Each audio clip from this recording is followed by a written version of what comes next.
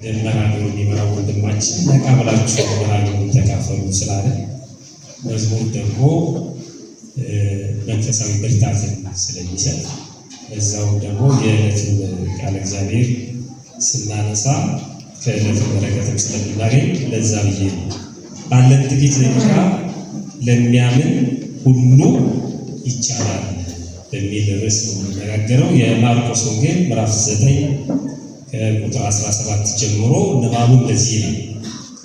ከሕዝቡ አንዱ መልሶ መምህር ሆይ ዲዳ መንፈስ ያለበትን ልጄን ወደ አንተ አምጥቼዋለሁ። በያዘውም ስፍራ ሁሉ ይጥለዋል፣ አረፋም ይደፍቃል፣ ጥርሱንም ያፋጫል፣ ይደርቅማል። እንዲያወጡለት ለደቀ መዛሙርት ነገርኳቸው፣ አልቻሉም አለው። ይህ ሰውዬ ወደ ክርስቶስ የመጣው ሁለት ነገር ይዞ ነው። አንደኛ ችግሩን ነው፣ ሁለተኛ ሰብክ ነው።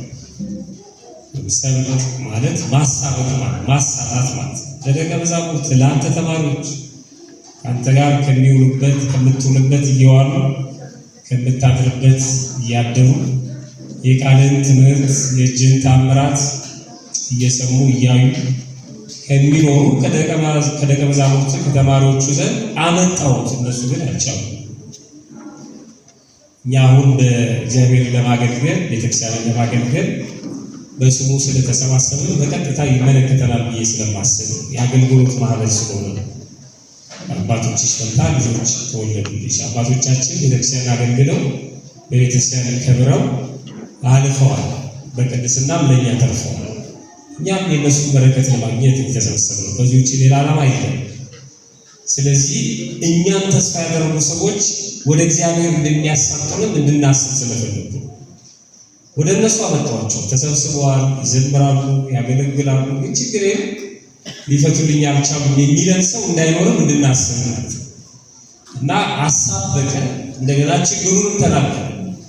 ክርስቶስ እንዲህ አለ፣ የማታምን ጠማማ ትውልድ እስከ መቼ ከእናንተ ጋር እኖራለሁ? እስከ መቼስ እታገሳቸዋለሁ? ወደ እኔ አምጡት አላቸው ይላል። እነሱንም አገብቶ በሽተኛውን ወደ እሱ እንዲያመጡ ታዘዘ። ወደ እርሱም አመጡት። እርሱንም ባየ ጊዜ ያ መንፈስ ወዲያውኑ አንፈራገጠ፣ ወደ ምድርም ወድቆ አረፋ እየደፈቀ ተንፈራፈረ። አባቱንም ልጁ እየተንፈራፈረ ነው፣ ምድር ላይ ወድቋል፣ አረፋ እየደፈቀ ነው። እና ክርስቶስ ግን ረጋ ብሎ አባቱን ይጠይቀዋል። እስኪ አስቡት፣ ልጃችሁ ታሞ ሕክምና ለሚሰጣችሁ ሰው አንጥታችሁት ያ ሐኪም ወይም ዶክተር ልጃችሁን እንዲያይላችሁ እየናፈቃችሁ ልጃችሁ በዶክተሩ ፊት እየተንፈራፈረ አረፋ እየደፈቀ መሬት ላይ እየተንከባለለ ያለ ሐኪሙ ግን ኮራ ዘና ብሎ ይሄ ከያዘው ስንት ጊዜ ነው ብሎ ቢጠይቃችሁ እና እናንተን ቢያናግራችሁ በትህትና የምትመልሱለት ስንቶቻችሁ ናችሁ? ልጁን ለማንሳት ወይም የመጀመሪያ እርዳታ ለማድረግ ነው የምትፈጥሩት ወይስ የተጠየቃችሁትን ነው የምትመልሱት? ልጁ ከመሬት ጋር እየተጋጨ ነው፣ አረፋ እየደፈቀ ነው፣ የወለዳችሁት ልጅ ነው። እና በዚህ ውስጥ ብዙ ሚስጥር አለ። አሁን ይሄን ለማብራራት አይደለም፣ ግን በኋላ ለማነሳው ነጥብ እና ለተሰባሰብንበት ዓላማ ጥሩ መነሻ ስለሚሆነኝ ይሄንን የጠቀስኩት። እና አባቱ ጠየቀው። ልጁ ወዲያውኑ አምጡት ካለ በኋላ ክርስቶስ ባመጡት ጊዜ እሱም ክርስቶስን ባየው ጊዜ ይላል ያርኩስ መንፈስ ወዲያውኑ አንፈራገጠው፣ ወደ ምድር ወድቆ አረፋ እየደፈቀ ተንፈራፈረ። አባቱንም እንዲህ አለው፣ ይሄ ከያዘው ስንት ዘመን ነው ብሎ ጠየቀው። እሱም ከሕፃንነቱ ጊዜ ጀምሮ ነው። አባትየው በጣም የሚገርም ነው። እንዴ ምን ትጠይቀኛለህ? ልጁ እኮ እየተንፈራፈረ ነው፣ አረፋ እየደፈቀ ነው፣ እያጣሁት ነው። ለምንድን ነው ጊዜ የምትወስደው? ለምንድን ነው ልጄን ቶሎ ማታለልልኝ? ለምን ትጠይቀኛለህ? እያየህ አይደለ እንዲ አላለ።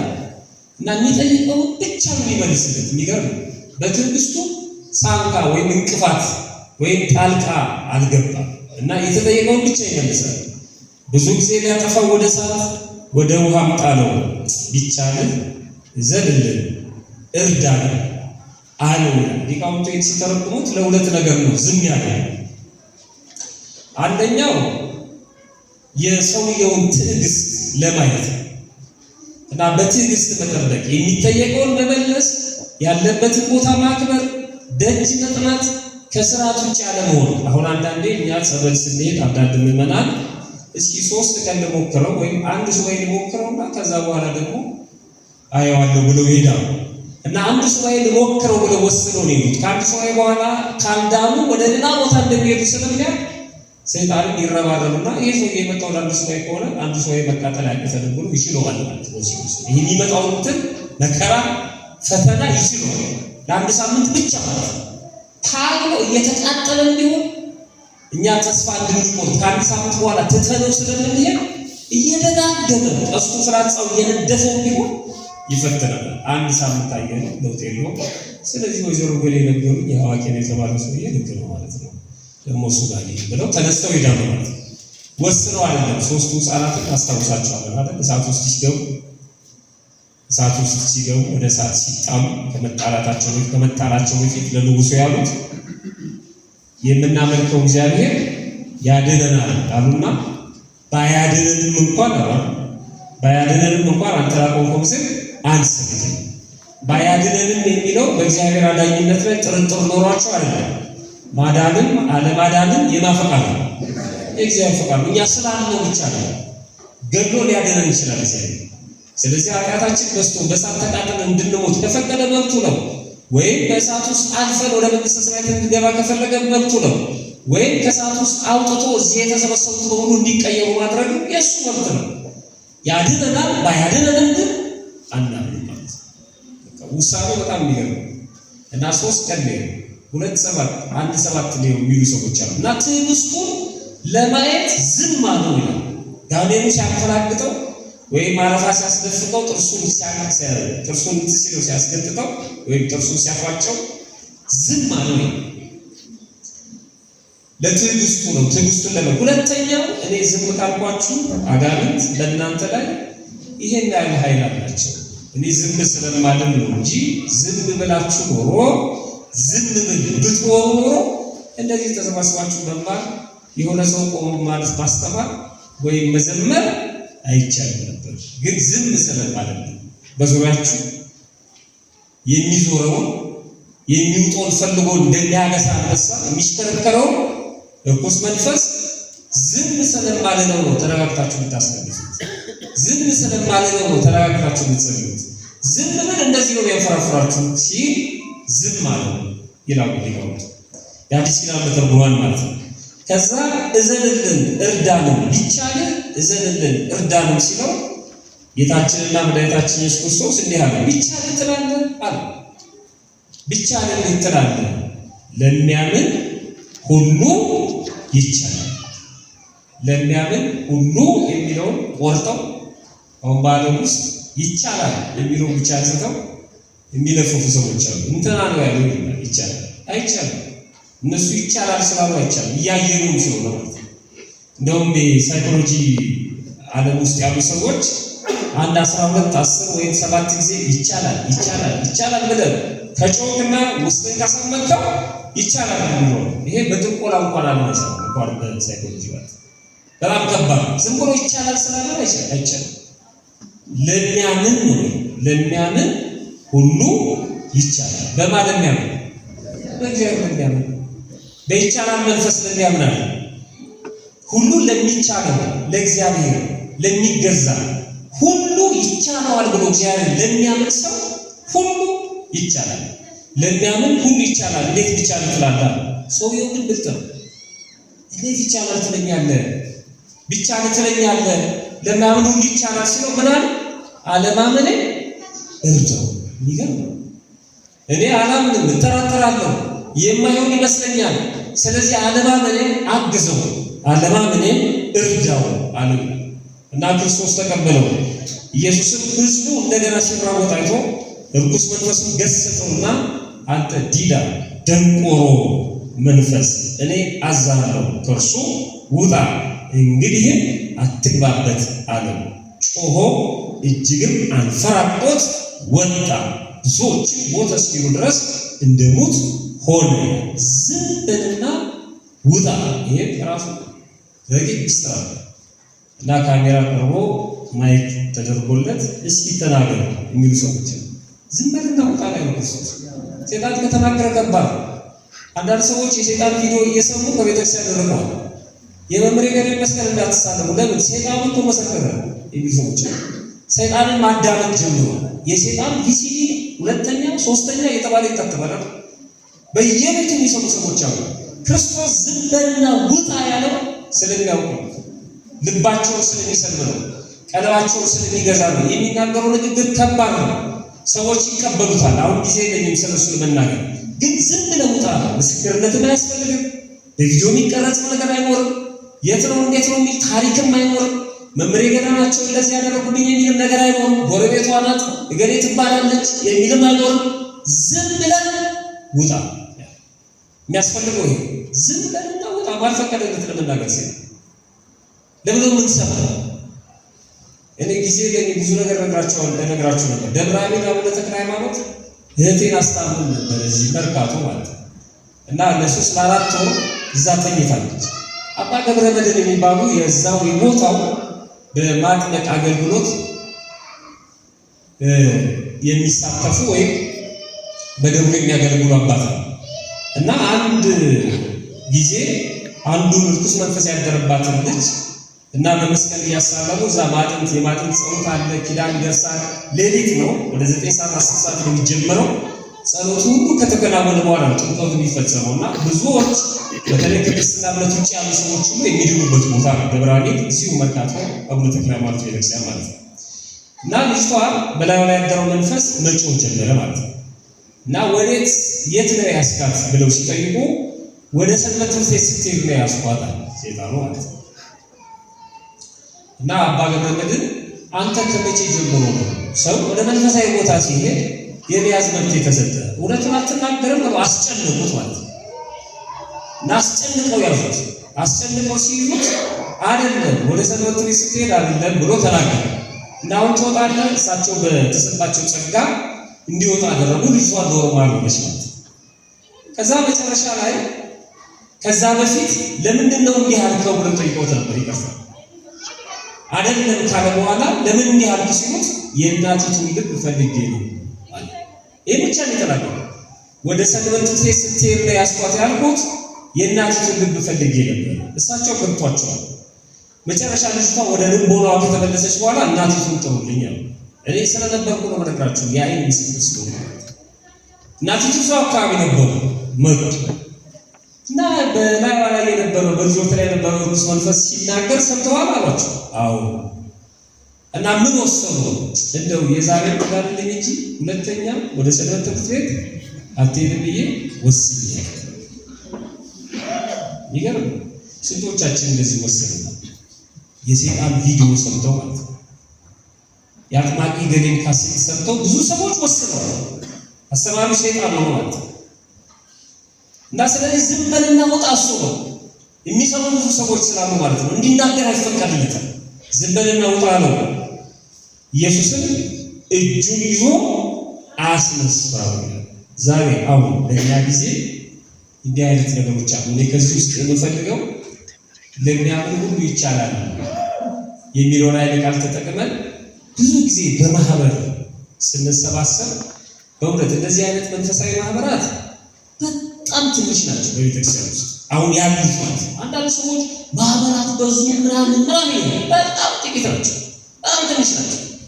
እንደ ኢትዮጵያ ኦርቶዶክስ ተዋሕዶ ቤተክርስቲያን አይመጥኗትም አሁን ያሉ ማህበራት ማርክሳን ጨምሮ ማለት ነው። በጣም ትንሽ ናቸው። በጣም በዓለም አቀፍ ደረጃ፣ በብሔራዊ ደረጃ፣ በሀገር አቀፍ ደረጃ፣ በአንድ ህብረተሰብ ደረጃ የሚንቀሳቀሱ ብዙ ማህበራት ያስፈልጉናል። አስፈጻሚዎች ናቸው፣ የቅዱስ ሲኖዶስ እጆች ናቸው እነዚህ ማለት ነው። ምክንያቱም ውሳኔውን በቀጥታ ወደ ህዝቡ የሚያወርዱ ስለሆኑ ማለት ነው። ብቻውን ምንም ሊያደርግ ስለማይችል ቅዱስ ሲኖዶስ። በማህበር አገልግሎት ግን ብዙ ጊዜ የማናስበው ጉዳይ እና ብዙ ሰዎች ተስፋ የሚቆርጡበት ጉዳይ ሊኖር ይችላል። በማህበር በግልም ለሚታሰብ ስራ ተስፋ የሚያስቆርጡ ነገሮች ይበዛሉ። በተለይ በዚህ ዘመን ማለት ነው። በተለይ በዚህ ዘመን እናንተ አሁን ለውጥ ለማምጣት የተሰባሰባችሁት ከላይ የሆነ ነገር እያለ ያ ካልተስተካከለ የእናንተ መሰባሰብ ምን ያደርጋል ይላችሁ ይችላል አንድ ሰው ተነስቶ ማለት ነው። የአገሪቱ ሁኔታ እንዲሆነው የእናንተ መሰባሰብ ምን ጥቅም አለው?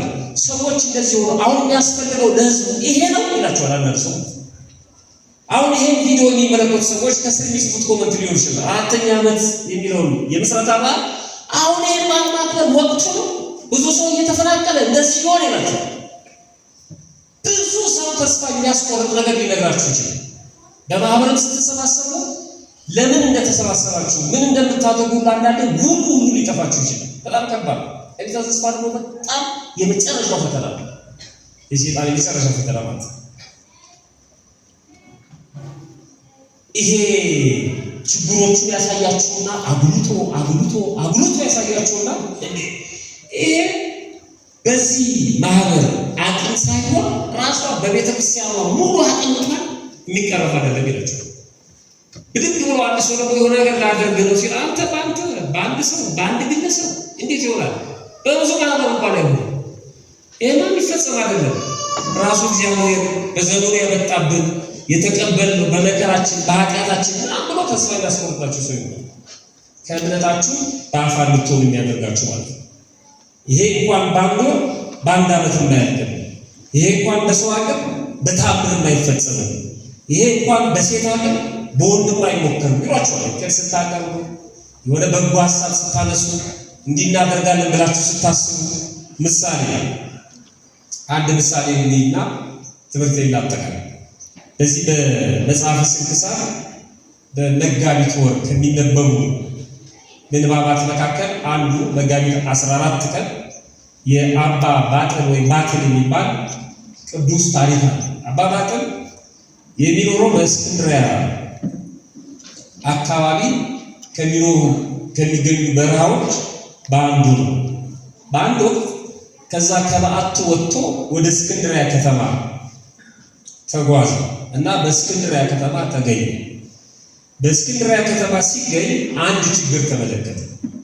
አሁን ምሳሌ ልንገራቸው። በዚህ አካባቢ እኛ በምንኖርበት አካባቢ ሴተኛ አዳሪዎች አሉ የሉ ብዬ ብጠይቅ መልሱ አሉ፣ የትም ስላሉ ማለት ነው። እነዚህን ሴተኛ አዳሪዎች ካሉበት ህይወት ለውጦ ወደ መንፈሳዊ ህይወት ማምጣት ይቻላል አይቻልም? ይቻላል ምን ይችላል? ከዛ እንዴት የሚለው ላይ ብዙ ችግሮችን ልናመጣ ይችላል። ግማሽ ወደ መንግስት ሊወስደው ይችላል፣ ግማሽ ወደ ቤተ ክህነት ሊወስደው ይችላል፣ ግማሽ ወደ ትልልቅ ማህበራት ሊወስደው ይችላል፣ ግማሹ የራሳቸው ችግር ሊያደርገው ይችላል። አይ እነሱ መመለስ ማገባሩ እነሱ ገንዘብ ለምደዋል፣ እነሱ እንደዚህ ናቸው። ብዙ ተስፋ የሚያስቆርጡ ሳንሞክረው ብዙ ተስፋ የሚያስቆርጡ ጉዳዮች አሉ። ይሄ አባ ባጥን መጣ እስክንድርያ ከተማ በእግዚአብሔር ፈቃድ ነው የመጣው። ሲያይ ብዙ ሴተኛ አዳሪዎች ስጋቸውን እየቸረቸሩ ይኖራሉ። ባታው ነው በገዳም ነው የሚኖረው። ከዚህ ህይወት ጋር በጭራሽ አይደለም በግብ ባህሪው እንኳን ይገናኛል ተብሎ የማይታሰብ ከዛ ሶስት ነገሮችን ወይ አራት ነገሮችን ለማድረግ ሞከረ። እነዚህ ነገሮች ከማድረጉ በፊት አንደኛ ቁርጠኛ ሆነ። እነዚህ ሰዎች መለወጥ አለብኝ ብሎ አሰበ። ብቻውን ማለት ነው። ያቅለ ሁለትም ይሁን ሶስት እነዚህ ሴተኛ አዳሪዎች ወደ ተሻለ ህይወት ወደ መንፈሳዊ ህይወት ማምጣት አለብኝ ብሎ አሰበ። ከባድ ነው። በመንግስት ደረጃ እንኳን የማይሞከረው በግሉ ለብቻው አሰበ። አንዳንድ ሰዎች አብዳሪ ሊሆኑ ይችላሉ፣ ግን ብቻውን ያሰበ። ሁለተኛ መዘገበና ያዘ። በዛ አካባቢ ምን ያህል እሱ ባየበት መንደር፣ ባየበት ከተማ፣ ባየበት ወረዳ ልንለው እንችላለን ምን ያህል ሴተኛ አዳሪዎች አሉ። ይሄ ዳታ አሰስመንት የሚባለው ማለት ነው። መዘገበና ያዘ። ይሄን ያህል በጣም ጥሩ።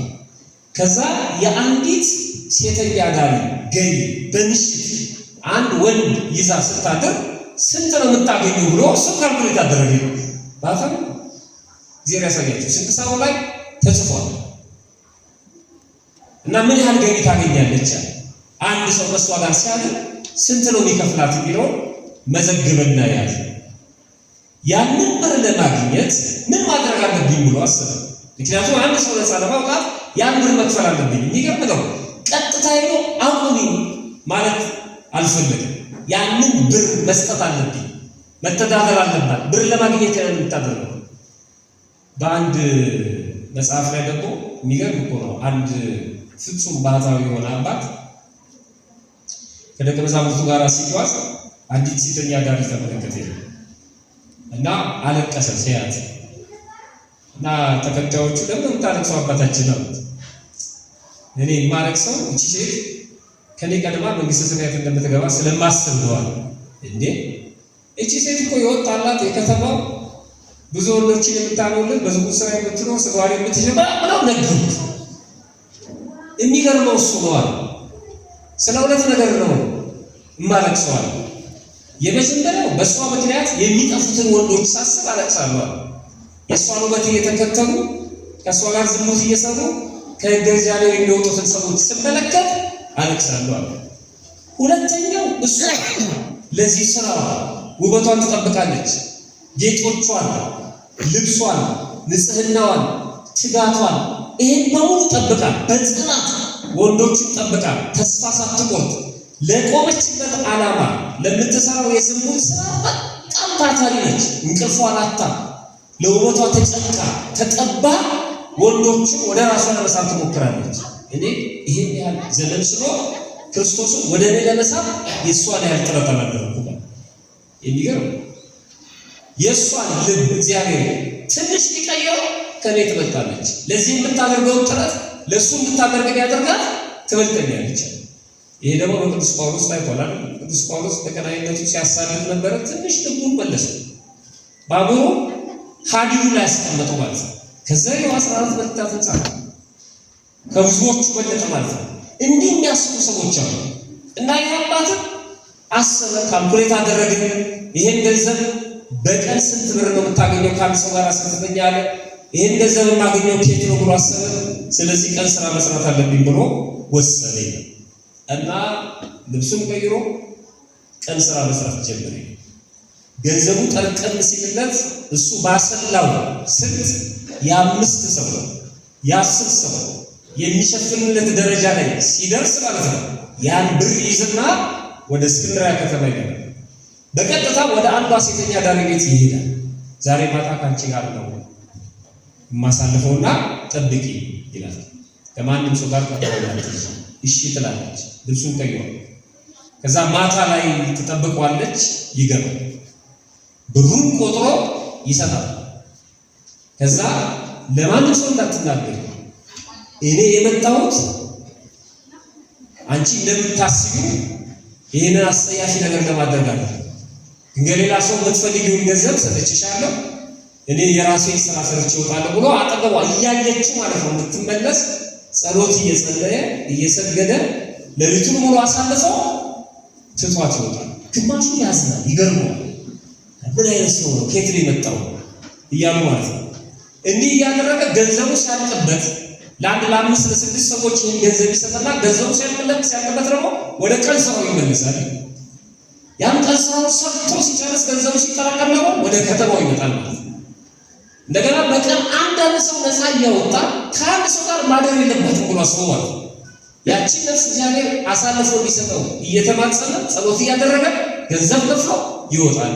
ይኸው ግባታዊ ወይ በምናኔ ህይወት ይደረጋል ተብሎ የሚታሰብ በጣም ከባድ። እንዲህ ያደረገ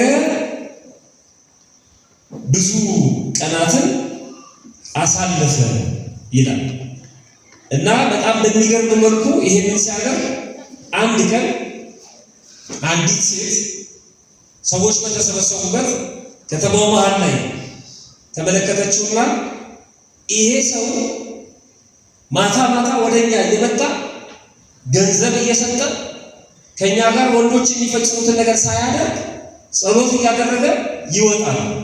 ምን አይነት ሰው ነው? ምን አይነት ተግባር ነው የሚፈጽመው ብላ ተናገረች እና ሚስጥሩን ገለጠችበት ማለት ነው። እና መንፈስ ቅዱስ አሳበዳት ያለች እንዳትናገሪ ያላት ሚስጥር ስለተናገረች አፈረች። በዙሪያው የተሰበሰቡ ሴቶች እውነቷን ነው ትክክል ነው ብለው ሊናገሩ ሲል እብደቷን ተመለከቱና ፈሩ ይላል። እኛ ብናብዳለን እግዚአብሔር ሚስጥሩ ሲለብቅለት ማለት ነው። ሌሎቹ ደግሞ ምን አሉ? እቺ ቀጣፊ ናት፣ ይሄ ሰውዬ ገብቶ ዝሙት ፈጽሟል፣ ልትደብቅለት ስለሞከረች ግን አበደች ብለው ተናገሩ ይላል። ያው የሚሰራውን መልካም ስራ ከሰዎቹ ሰወረለት እሱ ስላልፈለገ ማለት ነው። ሌሎቹ ሊናገሩ ያሰቡት ፈሩ። እብደቷን የተመለከቱ ሰዎች ደግሞ እውነት ነው የሰውዬ ሌባ ነው ዘማዊ ነው። እንደውም አንድ ቀን ከአንዲት ሴተኛ ዳሪ ቤት ገብቶ ጠዋት ላይ ሲወጣ የዛች ሴት ደንበኛ ተመለከተው። ከዛ አነቀው። አንተ ሰው መነኩሴ ከሆንክ ይሄን ከተመለከቱታ መነኩሴ ካልሆንክ ደግሞ ይሄን ቆምን ጣልና እንደኛ ተራ ተርታ ሰው ሆነ ነው ምን እያደረክ ነው ብሎ አንዱ ያዘው። እና በሞትና በሕይወት መካከል ብዙ ደመደመው፣ አሰቃየው። ከዛ በመከራ አስለቅቆት ሰዎቹ በተሰበሰቡበት እኔ ስጋ ለባሽ ነኝ አላቸው። ስለዚህ ደካማ ነው። ስጋ እንደለበስኩ ለምንድን ነው የማታስቡት? ስለዚህ ኃጢአተኛ በደለኛ መሆኔን ካወቃችሁ ከደረሳችሁብኝ ተውኝ፣ ሰው ነኝ፣ እንደናንተ ሰው ነኝ አላቸው። ጥሩ እንደዚህ ከሆነ ከተወለቀውታል። በዚህ በምንኩስና ግን ቆብን አድርገን ከኛ ጋር ከዘማን መካከል መታየት የለብንም፣ ጥፋ አሉት ይላል። በጣም ተጨነቀ።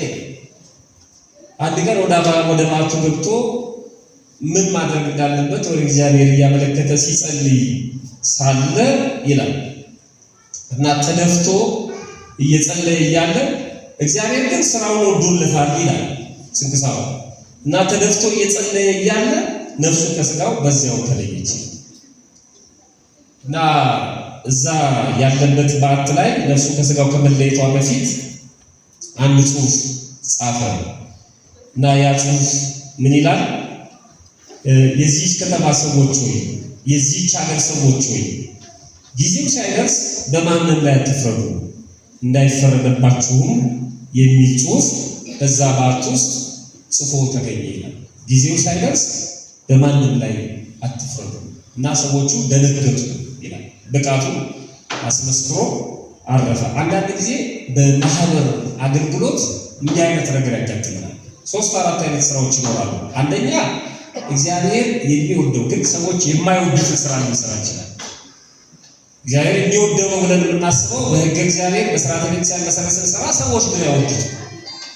አንዳንድ ጊዜ ሰዎች የሚወዱት ግን እግዚአብሔር የማይወደውን ስራ ደግሞ የምንሰራበት አጋጣሚ አለ። እገሌ ከሚቀየም እገሌ ከምናጠው ብለን ማለት ነው። አንዳንድ ጊዜ እግዚአብሔር ሰዎችም የሚጠሉትን ስራ ደግሞ የምንሰራበት አጋጣሚ አለ። እግዚአብሔር ከዚህ ሰው ነው። አንዳንዴ ደግሞ እግዚአብሔር ሰዎችን የሚወዱትን ስራ ደግሞ እንሰራለን። ሰዎችም ምንም ሊሆኑና ያመሰግኑናል። እግዚአብሔር የሚቀበለው ስራ ወደዛ ለማድረግ ነው። በጣም አጣብቂኝ ውስጥ የምንገባበት ጊዜ አለ። ልክ የከተማው ሰዎች እንዳሉት የከተማው ሰዎች የሚሰራው ስራ መነኩሴው የሚሰራው ስራ እግዚአብሔር ተቀብሎታል። ሰዎቹ ግን አልተቀበሉትም። ሰዎቹ ግን አልተረዱትም። ሐዋርያው ቅዱስ ጳውሎስ በአንድ ወቅት ይህንን መልእክት ተናግሯል። በገላትያ መልእክቱ ምዕራፍ 1 ቁጥር 10 ላይ ሰውን ወይስ እግዚአብሔርን አሁን እሺ አሰኛለሁ? እኔ ሰው ነው እሺ ማሰኛው ወይስ እግዚአብሔር ነው? በማህበር አገልግሎት የሚፈተነን ነው። በነገራችን ላይ ማለት ማን ነው ደስ ማሰኘው? ሰው ነው ደስ ማሰኘው ወይስ እግዚአብሔርን ነው ደስ ማሰኘው? ወይስ ሰውን ደስ ላሰኝ ይፈልጋለሁን? አሁን ሰውን ደስ ማሰኝ የክርስቶስ ባሪያ አይደለም። ሰውን ደስ ማሰኘው ከሆነ የክርስቶስ ባሪያ እኛ ሰውን ደስ ለማሰኘት ሳይሆን እግዚአብሔርን ደስ ለማሰኘት እንስራ። እግዚአብሔር ደስ በሚሰኝበት ነገር ሰው ከደረሰለ ጥሩ ነው። እግዚአብሔር ደስ በሚሰኝበት ነገር ግን ሰው ከከፋው ምንም ማድረግ አይቻልም። በከራው ወጥቷል። ብዙ ሰዎች የሚስቱት እዚህ ላይ ሰውን ደስ ለማሰኘት ይሰራሉ ከእግዚአብሔር ሕግና ስርዓት ውጭ ሆነው ማለት ነው። በማጠቃለያው ለሁሉም ችግር ቢሆን በጋራ ካልሆነ በግል ከሆነ በጋራ ካልሆነ በግል እያንዳንዱ ችግር መፍትሄ አለ። 100 ሜትር እርምጃ የሚጀምረው ማነው? 100 ሜትር ርቀት የሚጀምረው በአንድ እርምጃ ነው። ግዙፍ የሆነ ተራራ ወደኛ መምጣት አይችልም። እኛ ግን ወደ ተራራው እንሄዳለን። እና ተስፋ ሳንቆርጥ በማህበር አገልግሎት የምናየው ሀገራዊ ጉዳይ አለ። በማህበር አገልግሎት ከፊታችን የተደቀነ የቤተክርስቲያኒቷ ጉዳይ አለ። የቤተክርስቲያኒቷ ሁኔታ አለ። የምዕመኑ ሁኔታ አለ። በየጊዜው የሚከሰተው የሚፈጠረው እንደ እስስት የሚቀያየረው የሀገራችን የፖለቲካ ሁኔታ አለ። በሱ ተስፋ ሳንቆርጥ ይሄማ ሊሆን አይችልም፣ ይሄንንማ እንዴት እናደርገዋለን ሳንል እግዚአብሔር በፈቀደን እያቀድን እግዚአብሔር በፈቀደው እየተነጋገርን እየተወያየን እየተመካከርን የያዝነውን አገልግሎት መቀጠል ነው። በምን በእምነት ነው። ለሚያምን ሁሉ ነገር ይቻላል። እኛ ባንሰራው እኛ ባንደርስበት የእኛ ልጆች ይፈጽሙታል። ምንም ችግር የለም። ቤተክርስቲያን የቀጠለችው እንደዚህ አይቻልም የተባለው ነገር ተጀምሮ በኋላ ላይ ባለው ትውልድ ግን ሲፈጸም እያየ ነው። ስለዚህ ተስፋ የሚያስቆርጡ ብዙ ጉዳዮችን ልታዩ ይችላሉ። በዚህ 4 ዓመት ውስጥ ብዙ ጣውረዶችን አይታችኋል። እድሜው አጭር ቢሆንም ግን ፈተናው ብዙ ነው። ከዚህ እየባሰ ነው ይሄ በየአቅማችን ወይም ደግሞ በየእድገታችን በአቅማችን ልክ ስለሚሰጠን ማለት ነው። ስለዚህ ጠንክራችሁ በእምነት ለቤተክርስቲያንና ለቤተክርስቲያን ስለ እግዚአብሔር ብላችሁ ያለውን ችግር ተጋፍጣችሁ መስራት ይጠበቅባችኋል። በግልም በማህበርም የምታስቡትን በጎ ሀሳብ የተለያዩ ነገሮችን እያመጡ የሚያሸማቅቁ ነገሮች ሊኖሩ ይችላሉ። ሁልጊዜም ግን ካመንም የሚፈጽመው እግዚአብሔር። አንድ ሰው የእስክንድርያ ከተማ ዘማውያንን ማለት ነው ታሪኩን ስታጠቃልሉት እዛ ስንሳው ላይ በአጠቃላይ ሲናገር በእስክንድርያ ከተማ ሱባያቸው መንደር የነበሩ ዘማውያን በሶስት ተከፈሉ ነው። ግማሾቹ ከዛ ከዝሙት ስራ ነፃ ወጥተው በሕግ በጋብቻ ተወሰነው መኖር ጀመሩ። ግማሾቹ ከዛ ከዝሙት ስራ ነፃ ወጥተው ባያገቡ የራሳቸውን ኑሮ መኖር ጀመሩ ይላል። እሱ ይሄንን ሲያደርግልን እኛ ለምን እናደርጋለን ብለው ማለት ነው። የተወሰኑት ደግሞ ለምናኔ ለምንኩስና ህይወት በቁ ብቻውን ጀምሮ ማለት ነው። ስለዚህ ፍሬያችንን የምናገው ዘግይቶ አሁን ላይ ይታየን ይችላል። እኛ ግን የቻልነው የአቅማችንን ማድረግ አለብን። ፈጣሪያችን በቸርነቱ በሃይማኖታችን ያጽናን፣ በእምነት የምንሰራ ያደርገን። እግዚአብሔር ይስጥ።